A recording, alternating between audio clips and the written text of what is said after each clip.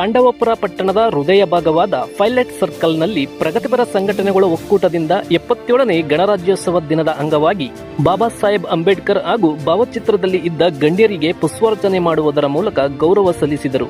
ಈ ಸಮಯದಲ್ಲಿ ಕಣಿವೆ ಕಪ್ಪಲು ರಾಮು, ಸಿದ್ದಯ್ಯ ಹರಳಳ್ಳಿ, ದೇವರಾಜ್ ಬೇವಿನಕೊಪ್ಪೆ, ದೇವರಾಜ್ ದೇವೇಗೌಡನ ಕಪ್ಪಲು, ಕುಮಾರ್ ಮಾಣಿಕ್ಯನಹಳ್ಳಿ, ಅಶ್ವಥ್ ಚಂದ್ರೆ, ದೇವರಾಜು ಅರಳುಕುಪ್ಪೆ, ಬಸ್ತಿ ಯೋಗೇಶ್, ಸೋಮಣ್ಣ ಸೇದನಹಳ್ಳಿ, ಅಂತನಹಳ್ಳಿ ಪ್ರವೀಣ್, ಮಂಜು, ನವೀನ್ ಸೇರಿದಂತೆ ಮುಂತಾದವರು ಸ್ಥಳದಲ್ಲಿದ್ದರು.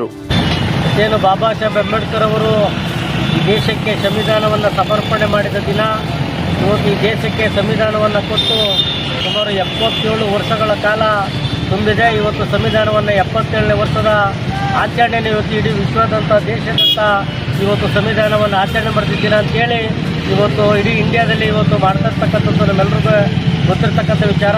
ಇವತ್ತು ಬಾಬಾ ಸಾಹೇಬ್ ಅಂಬೇಡ್ಕರ್ ಅವರು ಸಂವಿಧಾನದಲ್ಲಿ ಒಂದು ಜಾತಿಗೆ ಸೀಮಿತವಾಗಿ ಸಂವಿಧಾನವನ್ನು ಈ ದೇಶಕ್ಕೆ ಸಮರ್ಪಣೆ ಮಾಡಲಿಲ್ಲ.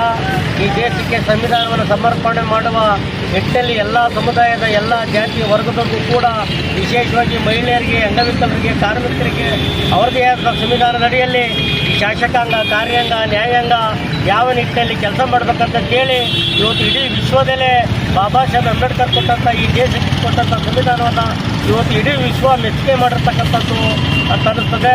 ಇವತ್ತು ಇಡೀ ವಿಶ್ವದಲ್ಲೇ ಬಾಬಾ ಸಾಹೇಬ್ ಅಂಬೇಡ್ಕರ್ ಅವರ ಒಂದು ನೆನಪನ್ನು ಇವತ್ತು ಜನವರಿ 26ರಂದು ಇವತ್ತು ಈ ದೇಶಕ್ಕೆ ಸಂವಿಧಾನವನ್ನು ಕೊಟ್ಟಂಥ ದಿನ ಅಂತೇಳಿ ಇವತ್ತು ವಿಜೃಂಭಣೆಯಿಂದ ಇಡೀ ದೇಶದಂಥ ಸಂವಿಧಾನವನ್ನು ಮಾಡ್ತಿರ್ತಕ್ಕಂಥದ್ದು ನಮ್ಮೆಲ್ಲರಿಗೂ ಹೆಮ್ಮೆ ತಂದ ವಿಚಾರ ಅಂತ ಹೇಳಲಿಕ್ಕೆ ನಾನು ಇಷ್ಟಪಡ್ತೇನೆ.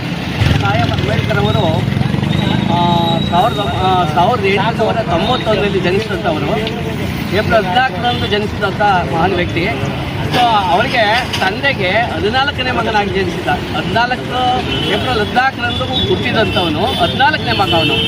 ಹಾಗೆ ಅವನು ಕೊನೆಗೆ ಯಾವುದೋ ಒಬ್ಬ ಜ್ಯೋತಿಷ ಹೇಳ್ತಾನಂತೆ, ಇಡೀ ವಿಶ್ವದಲ್ಲಿ ಅತಿ ಶ್ರೇಷ್ಠನಾಗ್ತಾನೆ, ಅತಿ ಶ್ರೇಷ್ಠ ವಿದ್ವಾಂಸನಾಗ್ತಾನೆ ಅಂತ ಹೇಳಿದಂತೆ. ಅದರಂತೆ ಭಾರತ ದೇಶಕ್ಕೆ ಇವರು ಅಂಬೇಡ್ಕರ್ ಅವರು ಭಾರತ ದೇಶದ ಸಂವಿಧಾನವನ್ನು ನವೆಂಬರ್ 26ರಂದು ಭಾರತ ದೇಶಕ್ಕೆ ಸಮರ್ಪಣೆ ಮಾಡ್ತಾರೆ.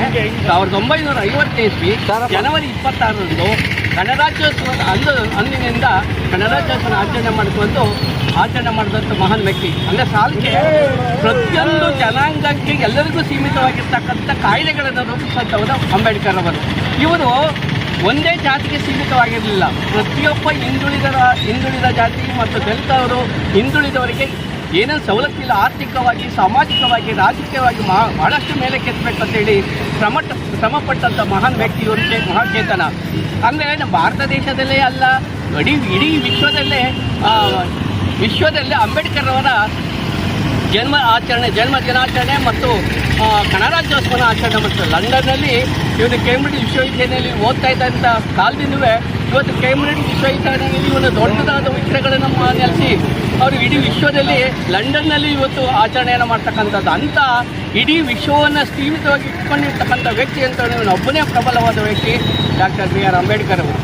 ಹಾಗಾಗಿ ಇಲ್ಲಿಗಂಟ ಮಾತಾಡೋ ಅವಕಾಶ ಕೊಟ್ಟು ಎಲ್ಲರಿಗೂ ನನ್ನ ಮಾತನ್ನು ಮುಗಿಸಿದ್ದೆ.